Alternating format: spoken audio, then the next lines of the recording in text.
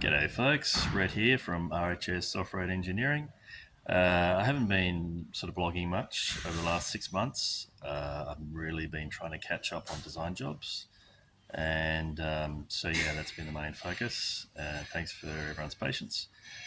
And I just had a little thing to post today. I've just grabbed some rims for, I kind of call it the shop truck. I kind of feel like calling it the shop truck, but it's kind of very American. And I guess a lot of us are cringe about sort of too much Americanisms. But anyway, it kind of makes sense for me to build it up to a point where I can use it for exhibits and sort of, demonstrate some of my stuff. So, it's getting a little bit of dressing up. It's got a long way to go, but it's kind of, the process is starting a little bit. So this is what I call the shop truck. It's a 2008 Hilux, and it's already got RHS bash plates. Well, the glare at the moment, so I can't really see much, but so it's got these gorgeous bash plates. It's got a diff drop and longer travel front shocks. It's got this Ironman board which came with it. I wouldn't have bought that.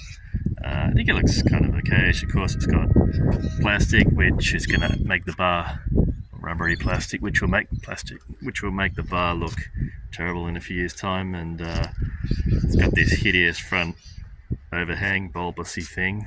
But anyway, so a while ago I purchased these rims, which I think are not too bad. But then when I went to put them on the front, they hit the calipers. So bummer. So I had to grab some new rims. So that's kind of why I'm vlogging today. Got the new rims, about to show you those. And that's about it. It's in the longer term, it'll end up with a canopy on the back. There's a lot more to talk about with that. And of course, it needs some rock sliders. And I got new tyres for the front, of course, as well. So these are the new rims, and these are kind of a motorsport style rim. And see, the Hilux, the GVM is I think 2.68 ton. So a lot of rims these days you get 1200, 1500 kilo load ratings per rim. I just don't need that. I really don't. It just doesn't need it. I mean, it's not going to be doing 10-meter high jumps. Um, yeah, I mean, who breaks a rim these days?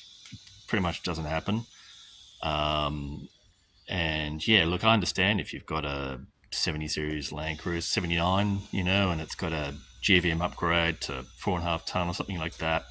Yeah, you may not choose a rim with a load rating of 950 kilos, and it's not going to get you there, quite clearly. But if you've got an older style vehicle in particular, or just a light vehicle, you're nuts to put a really heavy rim on there. It's just a waste. I'm kind of a little bit excited about these because I did some research. I've considered making my own rims, at least, as a one-off. Um, uh, I'll talk about that in a minute. But so the old rims were actually technically 8 kilos. Sorry, 8 kilos each, which I thought was pretty awesome. 9 kilos each, because I previously had some 1200 kilo rated steel rims which weighed 15 kilos each. Dropped 6 kilos for alloys. And so I was focused on trying to get something else that was light. But this design is possibly similar to weight to the other ones, but probably stronger.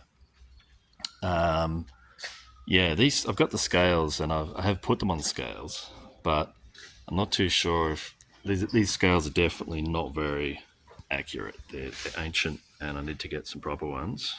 It's just that I hardly need scales. So if you look here, when I measured it before, I actually got 8. Now I've got sort of 9. technically it's 9.5, I think. It's interesting. Anyway, so yeah, I mean, they've listed it as 9.5 kilos, so I'll accept that. But yeah, it's. I mean, look, they send them in a 2-pack, so they're not even trying to keep it light because they don't need to. So everyone has to lift two at once because they package them together, but it's nothing. Like, doesn't even matter. So yeah, I just want to talk about the features here a little bit because I think that's pretty cool. So I'll start with the back. So for motorsport rims, they'll focus on caliper clearance because obviously a lot of people will be running big brakes in motorsport. So you'll notice here that this is straight before it tips in, but this is straight, and that's where your calipers are coming in. So they've maximized caliper clearance in relation to the barrel. And then if you look at in here, this curves back really rapidly. So once again, that gives you heaps of caliper clearance, which is totally not what my other ones are. These are a neg 10 offset, and the other ones are a neg 13. When you buy a neg 13, you kind of think it's going to clear the calipers, but no, they had a more gentle curve here, and yeah, they hit. And they're hit by quite a bit. The conflict was at least 8 mil. So yeah, there's no sort of grinding a bit off to make it work.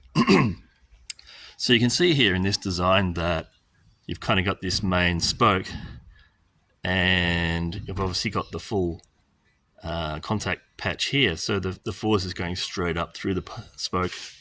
You've got all the strength there. And then, of course, you've got the cutout here because, well, obviously you don't need that bit there. And if you're running hub adapters, sometimes you need that clearance. And these are actually, the bore is the same as the Hilux. So I got a perfect fitment there as well, which is great. These have got a center cap. I don't normally run center caps, but one of the main reasons I don't normally run center caps is if it covers the nuts, because I don't want to frig around, and these ones don't, so I'll just leave that center cap there.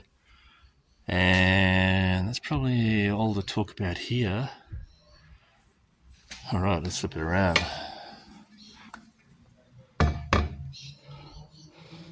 So one of the main things, of course, I think statistically you're more likely to bend the outer rim than the inner. Doesn't mean that doesn't happen, but this is the one that's more likely to get hit into a curb or things like that. Or if you're off-roading, maybe, a wall or something. I mean, certainly in my personal experience, I've always done damage to the lip here on the outside, not so much the inside. It's probably, 3/4 of it is on the outside. But anyway, so I think one of the major features here is this. I'll just swap hands. So you can see there's this kind of section here, and then it comes in and then goes back out again. And actually it's the same on the other side. So there's actually kind of an indent here. So what that means is that this is actually a kind of I-beam. So if you picture a normal I-beam, but it's like the I-beam being bent around. So if you tried to, and let's face it, the force is generally coming through the actual bead of the tire, which pretty much correlates with this, not like perfectly, but it's right there. So the forces will translate pretty much straight into this. So if you get a force here coming through the tire or rock or even directly against the rim, it's going to get translated into this cross-section here, so like an I-beam. So it's actually hideously strong. Hideously, wrong word, but greatly strong.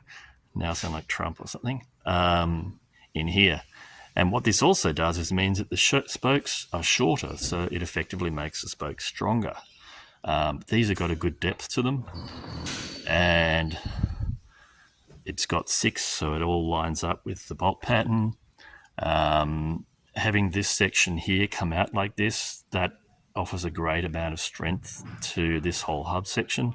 And realistically, this is a whole new level compared to a lot of your older style rims. And I mean, this isn't fully as fully bomb-proof as some of the newer ones that have kind of a fake bead lock here, and they just have a whole chunk of section here.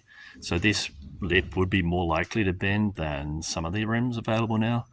But personally, I've only ever tended to nick that. I haven't actually bent a rim, and it's a light vehicle, so I think it's going to be totally fine. I think another really important thing to look to look out for in a forward drive rim is the dish, or generally designed features as such of the face. So you can see how here's your outer, and then it goes in. So there aren't any. So you may not sort of necessarily see this happen when you're off-roading, but you can get situations where a rock will actually pass into this space, or maybe even a tree root or something, but it's primarily the rocks that are the issue. It could be even that the rock just gets flicked. But what you'll find is that if you have spokes that are flush, and they're actually rims which come out. I think the Ranger Raptor, the first gen Ranger Raptor with the diesel engine, the spokes actually, if anything, come out a bit, and that's just asking to scratch them up against rocks, and that totally happens. So I think this is a great design here in the way that it just comes in, and I'm not going to hit this kind of stuff on rocks. Yeah, that might be about it for now. Yeah, that was one long episode. So catch you around. And at this stage, I plan to go the Let's Go Caravan and Camping and Off-Road Sale, which is a show.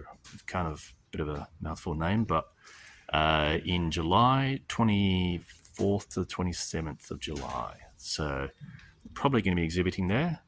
And if that's the case, come along and say hi. Ciao.